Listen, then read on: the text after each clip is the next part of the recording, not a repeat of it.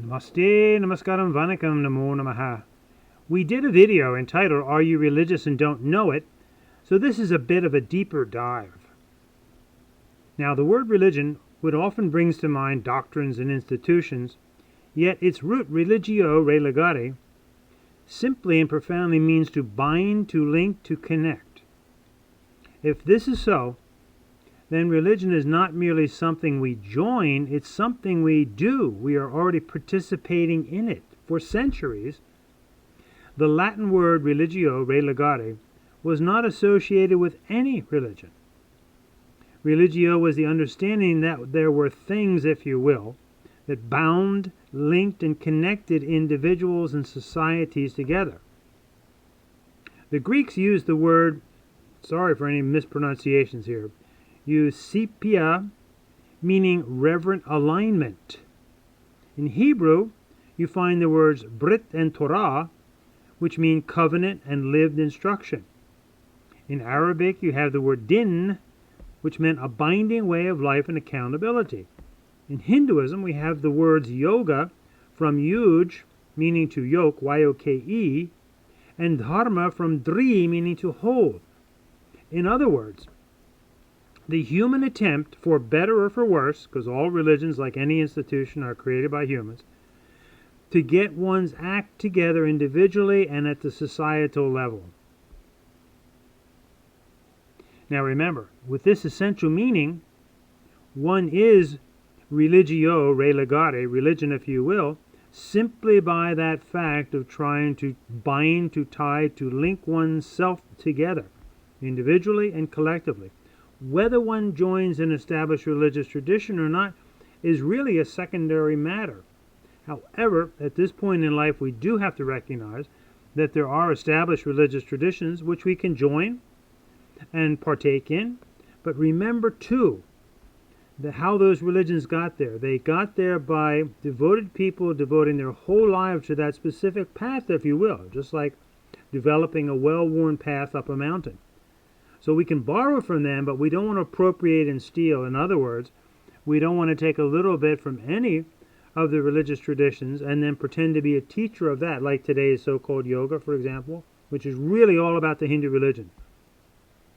True to any religion, a person that taught that religion would have to pretty much follow the entire path to know it.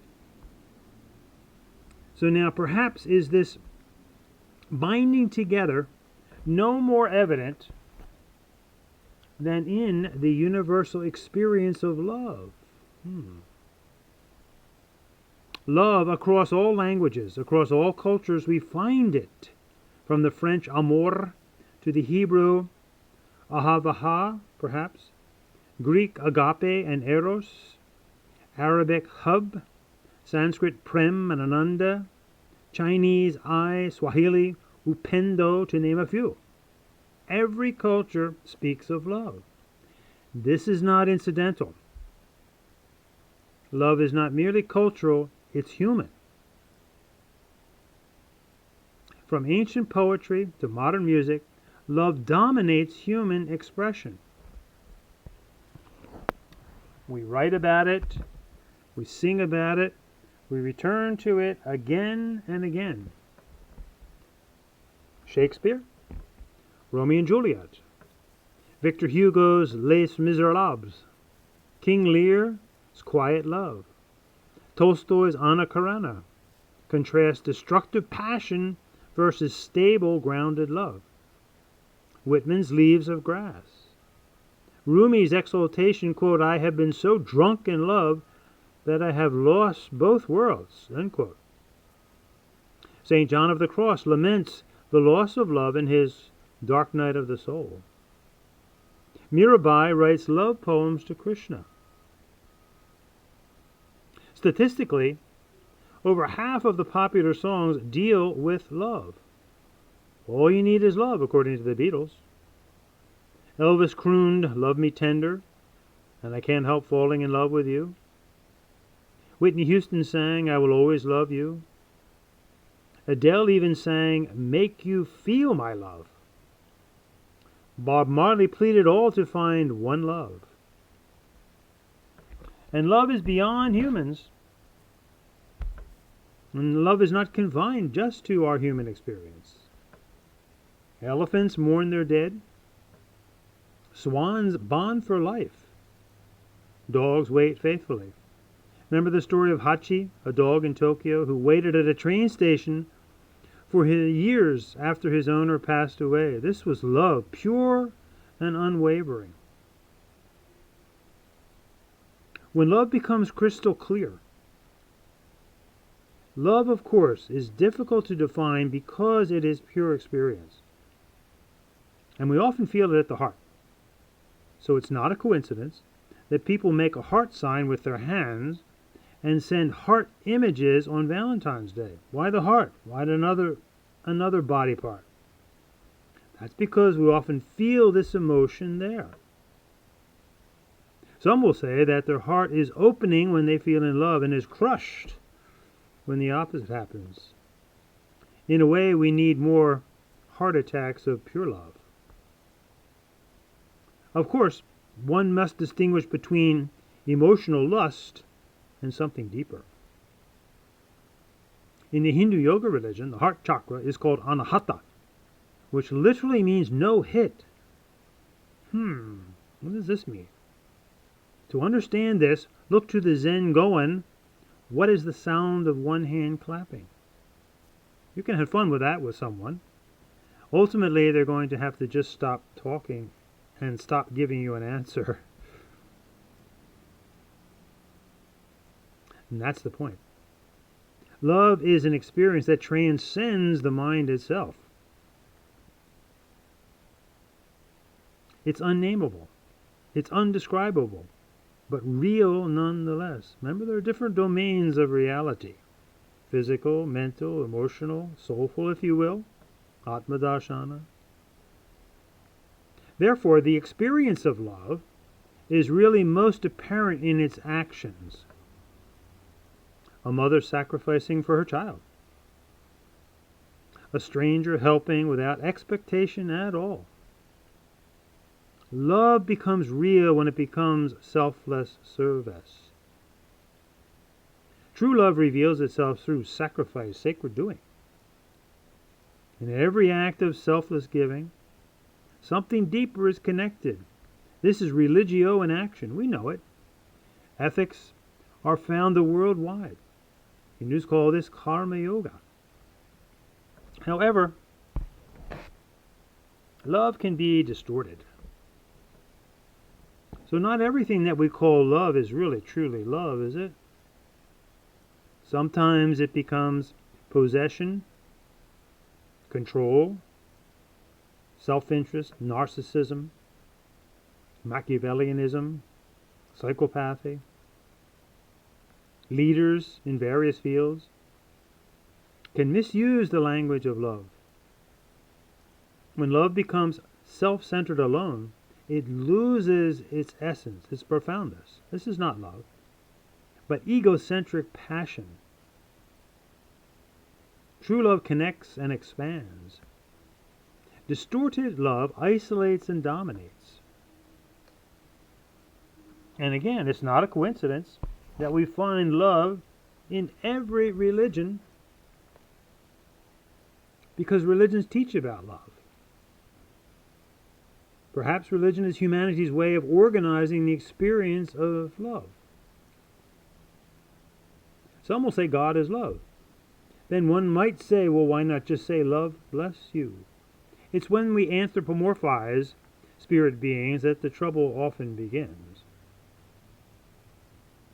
In Hindu thought, love evolves. Kama, prema, bhakti, ananda. It becomes practice, devotion, and realization. The very touching story of Parvati and Shiva's love. Parvati was Sati in another birth, and she so pined for Shiva, and when she could not have him because of family disputes, she jumped into the funeral pyre, and again was reborn as Shailaputri, the daughter of the mountain's destiny.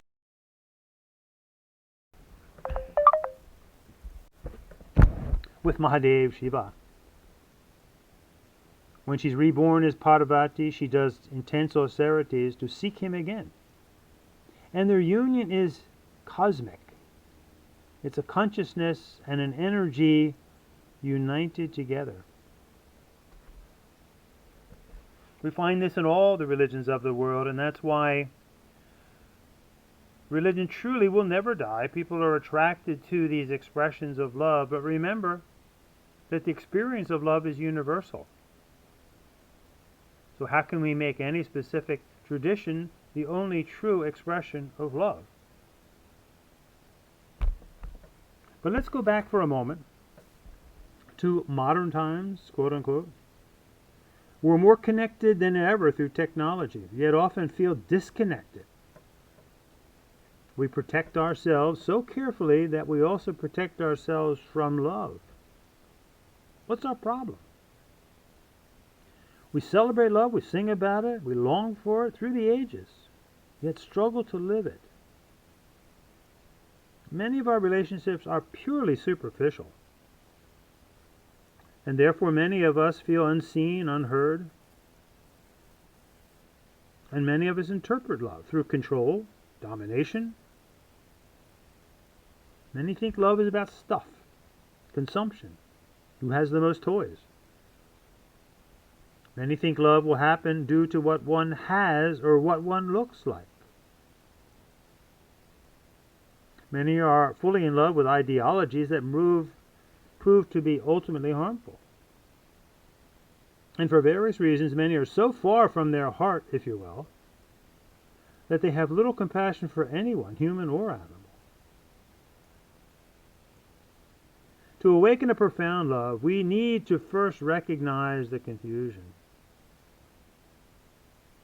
Certainly we can all watch the language. Stop the mindless F-bombs. Think deeply about that. Can't we think higher? When we get clear of confusion, we begin to notice when so-called love becomes transactional. What can I get? When we project onto another what I want you to be. Ultimately, confusion comes from an internal problem of identity. Are we more than just material? This is for each one of us to find out. The bottom line is that we don't really create love, we uncover it. It's always been there from the innocent childhood. We've just covered it up. In the Hindu Yoga Dharma, we speak of the Atmana, the inner essence of love, light, and energy, that simply gets covered up with such things as greed, anger, lust, lobha, krodha, kama. So we seek solutions to uncover that. That's really what religions are supposed to be about, but again, as human creations, we make mistakes. But don't throw the baby out with the bathwater. Seek your internal compass, your GPS, if you will. Gratitude, persistence, service. Say to yourself, thank you. I can do this. Who can I help? Gratitude, persistence, service. GPS. Thank you. I can do this. Who can I help? Dhanyavad Vira Seva. Think of the opposite, and you'll truly see the grounding of finding your moral compass, your internal compass. So stop and pause. The next time you see a true act of love, a sacrifice, a moment of kindness, a tender word, a dog waiting, pause, feel it. That's love. That's connection. That's religio, relegare, huge, dri. Therefore, love proves religio. To love is to connect. And to connect is to be human in the deepest sense.